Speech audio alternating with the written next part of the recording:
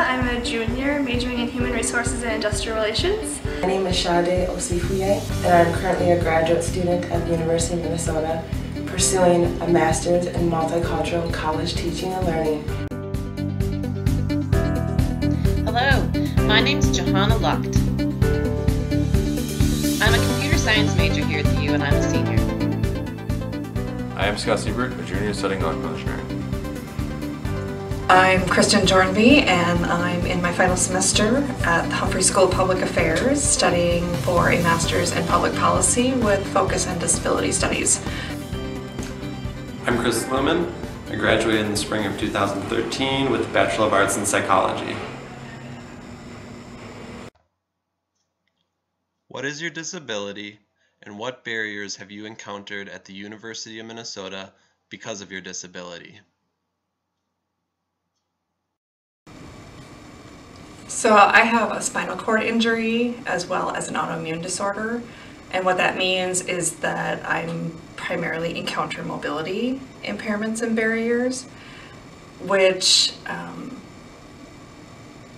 aren't super numerous at the U, but it does mean that I avoid the East Bank like the plague, and I do make sure that when I'm registering for courses that I look to see where the class will be held, because that often determines whether or not I take a course more than actual course content, which is not what I would prefer, but that's life.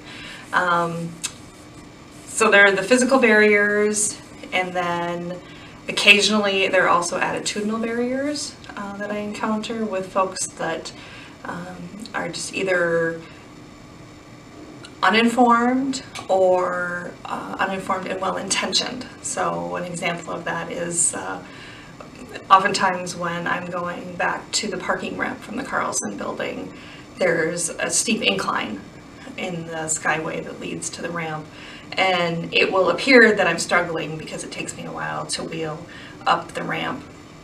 And some people in good intentions will just jump in and get behind me and start pushing rather than asking if I need assistance. So that's a difficult situation where I then have to turn around and try and educate folks that, you know, that it's best practice to ask first before you jump in and just automatically assume that a person needs assistance.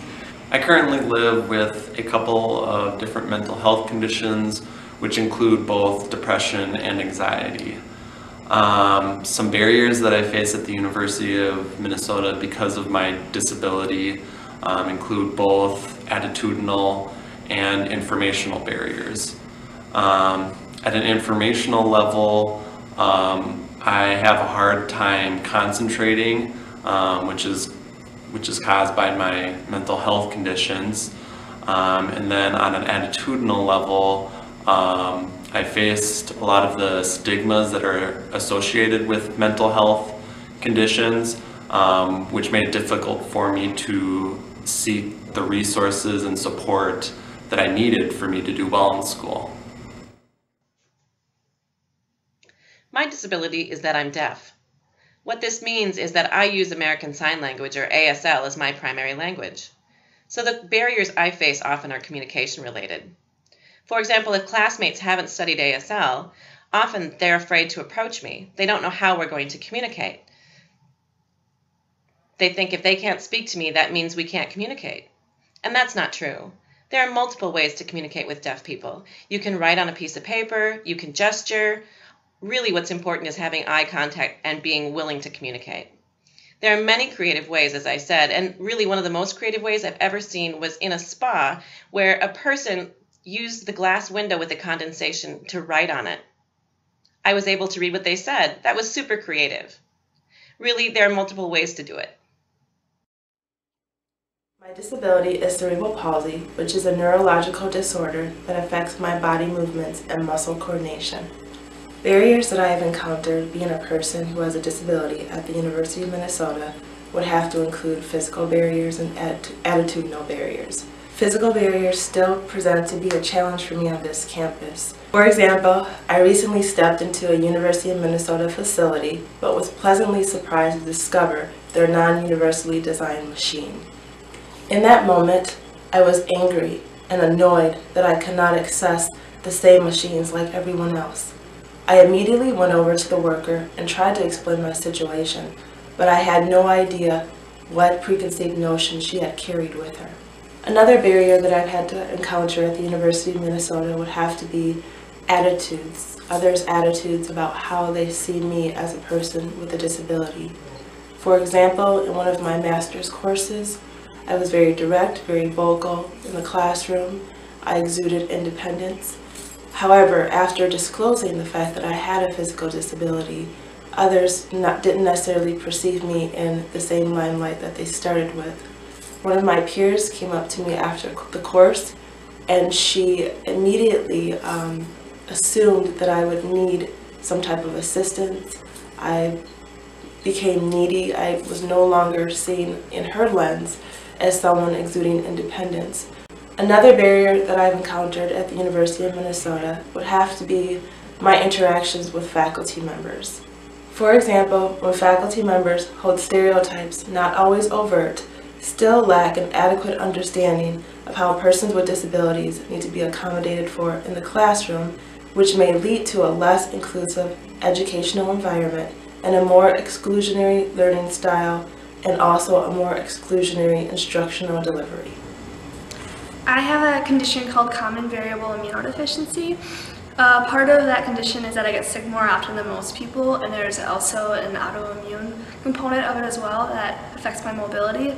So it's hard to get to class. I do my best, but it's difficult. I've endured the effects of a severe traumatic brain injury, which happened through a skiing accident.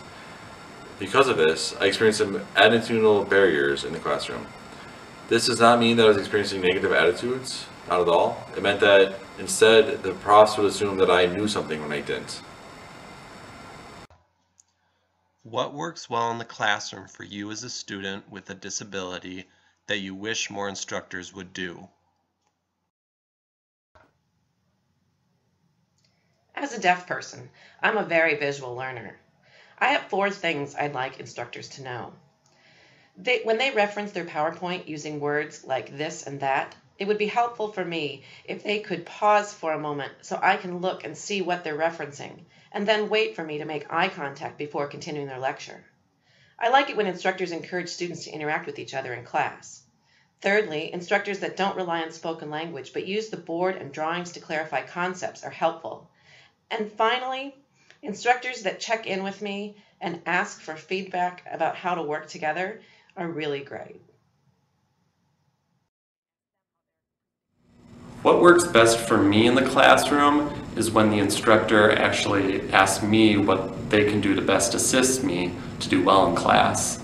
And I think it takes the instructor to understand and respect me, not just as a student with a disability, but also as a student with goals and ambitions in life, just like any other student at the University of Minnesota. I really appreciate it when instructors put notes or slides on Moodle or whatever the class website is, so that if I am sick while I'm in class or miss because I am sick, I can catch up on what I missed without feeling really behind. I also appreciate it when they send us updated emails or put on the website when due dates change. I do check with my classmates when due dates change, but there's been times when I'll do it early instead of when it could have been done later because I didn't know it happened. What works well for me in the classroom is when faculty provide information that is inclusive and accessible to a diverse student population. So my advice for faculty comes in 3 parts. The first part is that you can't assume that every student knows everything. For example, with my brain injury, I'd often flip the most basic facts around. The second piece of advice is that asking open questions can be really nice, actually. For example, saying, "Can I assist you with something?" is a good question to ask. And the third aspect is that small time commitments on your behalf can make a huge difference in my life. For example, sending the test off the DS gave me access to a semi-private room, more time, and they could even dim the lights for me. So instructors that have a broad awareness of barriers that are physical as well as attitudinal tend to be the most helpful for students across the board. Understanding those challenges ahead of time can impact a student's ability to function in class without them even knowing it. So an instructor that is aware of the physical barriers that may be present usually takes those into account before I ever even contact them as a student to say, these are my needs. And that's great, that's really helpful for me. So, the more people know, the more they're empowered to help folks do the best that they can in their educational track.